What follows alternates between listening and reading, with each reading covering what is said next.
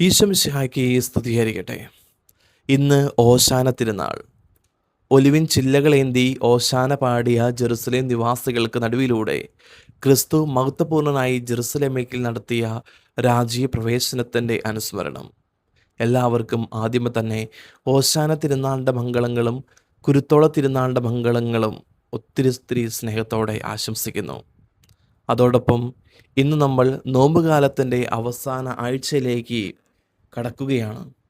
ഈശോയുടെ തിരുവത്താഴ, പീഡാനുഭവ, മരണ, ഉദ്ധാന സംഭവങ്ങളെ അനുസ്മരിപ്പിക്കുന്ന വിശുദ്ധ വാരത്തിലേക്ക് കടക്കുകയാണല്ലോ. എല്ലാവർക്കും അനുഗ്രഹദായകമായ ഒരു വലിയ ആഴ്ചയും ഹൃദയപൂർവ്വം ആശംസിക്കുന്നു. ഓശാന തിരുനാളിൻ്റെ ചരിത്രത്തിലേക്ക് നമ്മൾ കടക്കുകയാണെങ്കിൽ നമുക്ക് മനസ്സിലാക്കുവാനായിട്ട് സാധിക്കും, ദാവീദ് രാജാവും സോളമൻ രാജാവിനും ശേഷം ഇസ്രായേൽ ദേശം രണ്ടായിട്ട് വിഭജിക്കപ്പെടുകയാണ്. ഇസ്രായേലും അതുപോലെ തന്നെ ജൂദയും. ഇസ്രായേലിൽ അസ്രിയൻ പ്രവാസമായിരുന്നു. അങ്ങനെ ആ സാമ്രാജ്യം ഇല്ലാതാകുന്നു. ജൂദയിൽ ബാബിലോണിയ, പേർഷ്യർ, ഗ്രീക്കുകാർ, അവസാനം പ്രവാസം വന്നത് റോമാക്കാരായിരുന്നു. ജനങ്ങളുടെ ദേവാലയവും രാജാവും രാജ്യവും ഇവിടെ നഷ്ടപ്പെടുകയാണ്. അങ്ങനെ 600 വർഷമാണ് ഇവിടെ ജനങ്ങൾ ഒരു രാജാവിന് വേണ്ടി വെയിറ്റ് ചെയ്യുന്നത്. അതുകൊണ്ട് അവർ വലിയ സന്തോഷത്തോടെ ഈശോയെ സ്വീകരിച്ചു. എന്നിട്ട് അവരെല്ലാവരും വിളിച്ച് പാടിയത് ഈശോ ദാവീദിൻ്റെ പുത്രൻ എന്നാണ്.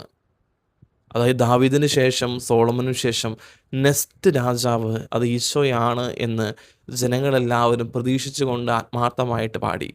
സക്രിയയുടെ പുസ്തകം 9-ാം അധ്യായം 9-ാമത്തെ തിരുവചനം ഇങ്ങനെ പറഞ്ഞു വെക്കുന്നു: സിയോൻ പുത്രി അതിയായി ആനന്ദിക്കുക, ജെറുസലേം പുത്രി ആർപ്പു വിളിക്കുക. ഇതാ നിന്റെ രാജാവ് നിന്റെ അടുക്കിലേക്ക് വരുന്നു. അവൻ പ്രതാപവാനും ജയശാലിയുമാണ്. അവൻ വിനയാനെതിരായി കഴുതക്കുട്ടിയുടെ പുറത്ത് കയറി വരുന്നു. 1 രാജാക്കന്മാർ 1-ാം അധ്യായം 33-ാമത്തെ തിരുവചനം: ദാവീദ് രാജാവിൻ്റെ മകനായ സോളമനെ കോവർ കഴുതയുടെ പുറത്ത് കയറ്റി അഭിഷേകം ചെയ്യുവാൻ കൊണ്ടുവന്നു എന്ന്. പഴയ നിയമങ്ങൾ എല്ലാം അറിയുന്ന ജനം ഈശോയെ ഇവിടെ വലിയ സ്നേഹത്തോടെ സ്വീകരിക്കുകയാണ്. ആയിരക്കണക്കിന് പ്രവചനങ്ങൾ ഒരു വ്യക്തിയിൽ പൂർത്തിയാക്കുന്നത് അത് ഈശോയിൽ മാത്രമാണ്. പ്രവചനങ്ങളുടെ പൂർത്തീകരണം നടക്കുവാൻ ഈശോ കഴുതയുടെ പുറത്ത് യാത്ര ചെയ്യുന്നു. ഈ കഴുതകളെ പറ്റി നമുക്കൊന്ന് അല്പനേരം ചിന്തിച്ചു നോക്കാം. തരംതാണ ജോലികൾക്കായി സ്ഥിരം ഉപയോഗിക്കപ്പെട്ടിരുന്ന നികൃഷ്ട ജീവികളിലൊന്നാണ് കഴുതകൾ. പക്ഷേ ഓശാന ദിവസം അവരായിരുന്നു ഘോഷയാത്രയുടെ നടുവിൽ. എല്ലാവരുടെയും ശ്രദ്ധാകേന്ദ്രവും ക്രിസ്തുവും ക്രിസ്തുവിന് വഹിച്ച കഴുതയുമായിരുന്നു. അങ്ങനെയെങ്കിൽ ആ കഴുതയുടെ ആനന്ദത്തിൻ്റെ അടിസ്ഥാനം എന്തായിരുന്നു? കഴുത അഴിക്കുമ്പോൾ ശിഷ്യന്മാർ ഉടമസ്ഥരോട് പറയേണ്ട മറുപടിയായിരുന്നു കർത്താവിന് അവയെക്കൊണ്ട് ആവശ്യമുണ്ട് എന്ന്. ആ മറുപടിയുടെ പരിണിത ഫലമായിട്ടാണ് കഴുത ഓശാന യാത്രയുടെ കേന്ദ്രബിന്ദുവായി മാറുന്നത്.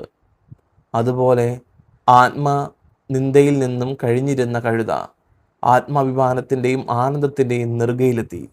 കഴുതയുടെ ജീവിതത്തിലെ അപൂർവ നിമിഷം കർത്താവിന് അതിനെക്കൊണ്ട് ആവശ്യമുണ്ട് എന്ന വചനമാണ്. വിശുദ്ധ ബൈബിളിൽ സമൂഹത്തിൽ അവഗണിക്കപ്പെട്ടിരുന്നവരെ ഉയർത്തിക്കൊണ്ടുവന്ന കർത്താവിൻ്റെ കരുണാർദ്രമായ ഇടപെടലുകൾ ധാരാളമായിട്ട് നമുക്ക് കാണുവാനായിട്ട് സാധിക്കും. ഒന്നാമത് കാക്കകളാണ്. ജോർദാൻ്റെ അക്കരെ കെരീത്ത് അരുവിയിൽ വിശന്നു പൊരിഞ്ഞ് നിലവിളിച്ച് പ്രാർത്ഥിച്ച ഏലിയാക്ക് കർത്താവ് അപ്പം കൊടുക്കുന്നത് സമൂഹത്തിൽ അവഗണിക്കപ്പെട്ടിരുന്ന കാക്കകളുടെ ചുണ്ടിൽ നിന്നാണ്. രണ്ടാമതായിട്ട് ചിലന്തിവര.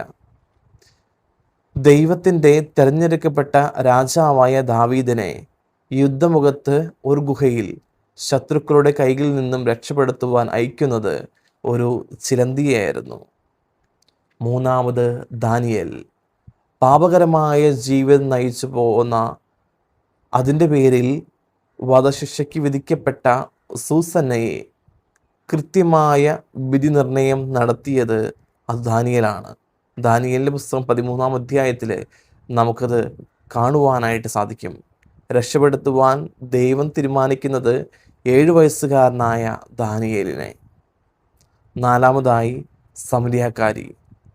ചരിത്രത്തിലെ ക്രിസ്തുവിൻ്റെ ആദ്യ പ്രേക്ഷിതയായി കർത്താവ് കണ്ടെത്തിയത് സാധാരണ ജീവൻ നയിച്ച് കടന്നുപോയ ഒരു വിജാതീയ സ്ത്രീയെ യോഹന്നാൻ്റെ സുവിശേഷം 4-ാം അധ്യായത്തിൽ നമുക്ക് കാണുവാനായിട്ട് സാധിക്കും. അഞ്ചാമതായി പരിശുദ്ധ മറിയം. ലോകരക്ഷകനെ അമ്മയാകുവാൻ തെരഞ്ഞെടുത്തത് ഒരു കൊച്ചു ഭവനത്തിൽ ആരുമറിയാതെ കുടുംബത്തിലെ സ്വന്തം ഉത്തരവാദിത്തങ്ങൾ ഭംഗിയെ നിർവഹിച്ച് പ്രാർത്ഥിച്ച് കടന്നുപോയ ഒരു പെൺകുട്ടിയെ. അത് മത്തായിയുടെ സുവിശേഷം 1-ാം അധ്യായത്തിൽ നമുക്ക് കാണുവാനായിട്ട് സാധിക്കും. 6 മഗ്ദലന മറിയം. ക്രിസ്തുവിൻ്റെ ഉദ്ധാന അനുഭവത്തിന് ആദ്യ സാക്ഷിയായത് മഗ്ദലന മറിയമായിരുന്നു. യോഹന്നാൻ്റെ സുവിശേഷം 20-ാം അധ്യായം 11-ാമത്തെ തിരുവചനം. ബാലാമിൻ്റെ കഴുത. 7. യാത്രാമധ്യേ ബാലാമിനെ വിധിക്കാൻ വാൾ ഉയർത്തി ഉറഞ്ഞുതുള്ളുന്ന സംഹാരദൂതനിൽ നിന്നും ബാലാം രക്ഷിക്കുന്നത് ഒരു കഴുതയാണ്. സംഖ്യയുടെ പുസ്തകം 22-ാം അധ്യായം 30-ാമത്തെ തിരുവചനം. ഇതിൽ നമുക്ക് മനസ്സിലാക്കുവാനായിട്ട് സാധിക്കും, സമൂഹത്തിൽ ആരെല്ലാം മറ്റുള്ളവരെ ഒന്നുമല്ല, നീ മണ്ടനാണ്, നിനക്ക് കഴിവില്ല എന്ന് പറഞ്ഞ് മാറ്റി നിർത്തുന്നുവോ, അവിടെയെല്ലാം ദൈവത്തിന് അവനെ കൊണ്ട് ആവശ്യമുണ്ട് എന്ന്. ഓശാന എന്ന വാക്കിൻ്റെ അർത്ഥം രക്ഷിക്കണേ എന്നാണല്ലോ. അവഗണിക്കപ്പെടുമ്പോൾ, ഒറ്റപ്പെടുമ്പോൾ, ജീവിതത്തിലെ വലിയ അപകട മേഖലകളിൽ നമ്മുടെ ഉള്ളിനുള്ളിൽ നമ്മൾ ഉയർക്കേണ്ട ഒരു വികാരമാണ് ഓശാന. നമ്മുടെ വിളികൾ സ്വർഗത്തിലേക്ക് ഉയരുമ്പോൾ കർത്താവ് നമ്മെ നോക്കി പറയും, നിന്നെക്കൊണ്ട് എനിക്ക് ആവശ്യമുണ്ട് എന്ന്. നമുക്കും ഈ ഓശാന തിരുനാളിൽ ആയിരിക്കുമ്പോൾ കഴുതയുടെ ഉടമസ്ഥനെ നോക്കി ശിഷ്യന്മാർ പറഞ്ഞതുപോലെ, കർത്താവിന് ഇവയെക്കൊണ്ട് ആവശ്യമുണ്ട് എന്ന് പറഞ്ഞതുപോലെ, നമ്മളെക്കൊണ്ട് കർത്താവിന് ഒരു വലിയൊരു പദ്ധതിയുണ്ട്. ആ പദ്ധതിയിലേക്കാണ് നമ്മൾ മുന്നോട്ട് പോകുക. അതുകൊണ്ട് കഴുതപ്പുറത്തേറി മനുഷ്യഹൃദയങ്ങളിലേക്ക് ഇറങ്ങി വന്ന ക്രിസ്തുവിനെ ധ്യാനിച്ച് ഈ ഓശാന തിരുനാളിന് നമുക്ക് മുന്നോട്ട് പോകാം. ദൈവം നിങ്ങളെല്ലാവരെയും സമൃദ്ധമായിട്ട്